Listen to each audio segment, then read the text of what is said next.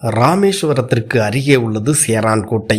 இந்த பகுதியைச் சேர்ந்த 12ஆம் வகுப்பு மாணவி ஷாலினியை அதே பகுதியைச் சேர்ந்த 21 வயதான முனிராஜ் என்பவர் ஒருதலையாக காதலித்து வந்ததாக கூறப்படுகிறது. அதே சமயத்தில் மாணவியிடம் தன்னை காதலிக்கும்படி கட்டாயப்படுத்தியதாகவும் கூறப்படுகிறது.